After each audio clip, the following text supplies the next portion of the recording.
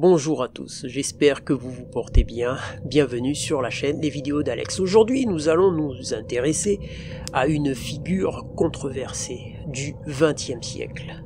Theodor Kaczynski, aussi connu sous le nom de Unabomber. Bomber. Si ce nom évoque des faits marquants, derrière lui se cache une histoire complexe et des idées qui ont bouleversé bien des gens. Mais qui était vraiment et quelles étaient ses motivations? Qui était-il? C'est ce que nous allons découvrir ensemble. Origine et parcours de Kaczynski. Theodor Kaczynski est né en 1942 à Chicago. Dès son plus jeune âge, il s'est révélé être un élève extrêmement doué. En fait, il était tellement brillant qu'il a été admis à l'université de Harvard à seulement 16 ans. Après avoir obtenu son doctorat en mathématiques à l'université du Michigan, Kaczynski a commencé à enseigner à l'université de Berkeley. Cependant, sa carrière universitaire fut de courte durée. En 1969, il démissionne soudainement de son poste pour se retirer dans une petite cabane dans la nature sauvage du Montana. Sa vision du monde. Kaczynski avait une vision très critique de la société moderne, en particulier de la technologie. Il estimait que les avancées technologiques avaient un impact destructeur sur l'humanité et la nature. Selon lui, les gens devenaient de plus en plus dépendants des machines et cela nous éloignait de notre véritable nature humaine. Pour lui, ce processus conduisait à une forme de contrôle de plus en plus grande sur les individus. Le manifeste. En 1995, après de nombreuses années de réclusion et de réflexion, Kaczynski a envoyé son célèbre manifeste aux médias intitulé « La société industrielle et son avenir ». Dans ce texte, il décrit en détail sa vision du futur, son opposition au progrès technologique. Il croyait que pour retrouver une forme de liberté, l'humanité devait renoncer aux technologies modernes et revenir à une vie plus simple en harmonie avec la nature. Ce document a provoqué un vif débat à l'époque et continue d'alimenter les discussions aujourd'hui. Les conséquences. Bien que ces idées aient touché certaines personnes, la manière dont Kaczynski a choisi de les faire connaître a suscité la condamnation de tous. À partir de la fin des années 70, il a commis une série d'actes qui ont semé la terreur à travers les États-Unis. Ce n'est qu'en 1996 qu'il a été arrêté grâce notamment à son frère, qui a reconnu son style d'écriture dans le manifeste et l'a dénoncé aux autorités. Conclusion.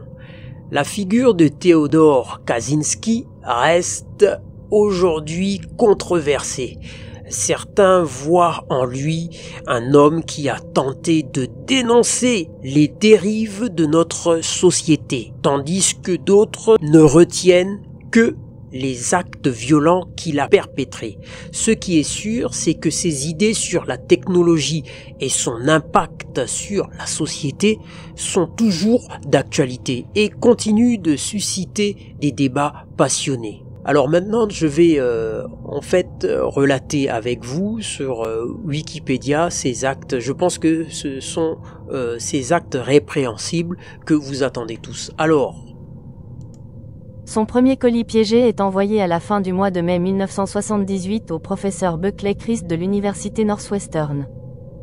Le paquet est trouvé dans un parc de stationnement de l'université de l'Illinois à Chicago, avec, pour adresse de retour, celle du professeur Christ et adressée au professeur E. J. Smith de l'Institut Polytechnique de Rensselaer dans l'État de New York. Le paquet est renvoyé à Christ. Pris de soupçon devant un paquet qu'il n'a jamais envoyé, il en informe la police du campus. Un policier, du nom de Terry Marker, ouvre le paquet, qui explose.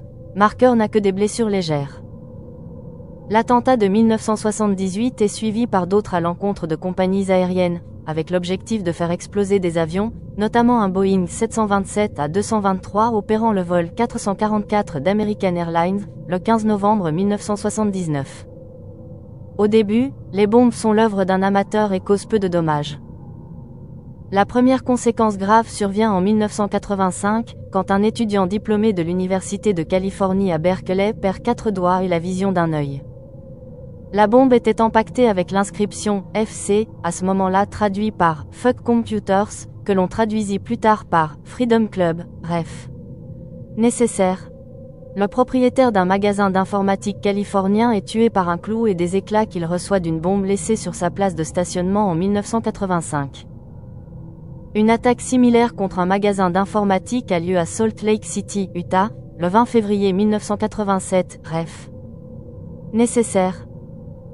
Après 6 années d'inactivité, Kaczynski frappe de nouveau en 1993, expédiant une bombe à David Gelernter, un professeur d'informatique de l'université Yale et développeur de Linda, un système de programmation coordonnée, bref.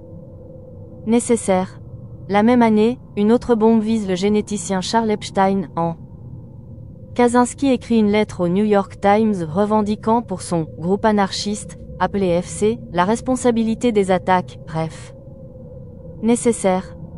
En 1994, un publicitaire est tué par un autre colis piégé. Dans une lettre, Kaczynski justifie le meurtre en expliquant que le travail d'un publicitaire est le développement de techniques permettant la manipulation des gens. Suit le meurtre du président de l'Association de sylviculture de Californie, Gilbert Murray, en 1995, bref. Nécessaire. Donc après, identification et arrestation. Donc c'est grâce à son frère qu'il a réussi, que les autorités ont réussi à mettre la main sur lui. Donc c'est bien triste.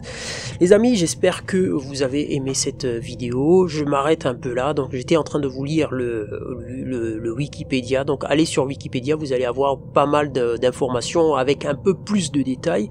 Mais faut vraiment se rendre compte que voilà, il y a certaines personnes qui je ne sais pas, j'ai du mal à comprendre moi-même comment on peut en arriver à de telles extrémités, mais bon, c'est comme ça.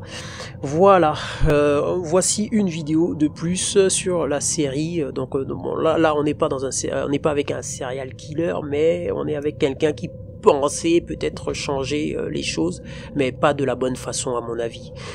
Quelqu'un, voilà, qu'est-ce que je peux vous dire? J'ai pas grand chose à dire de plus là-dessus, quoi.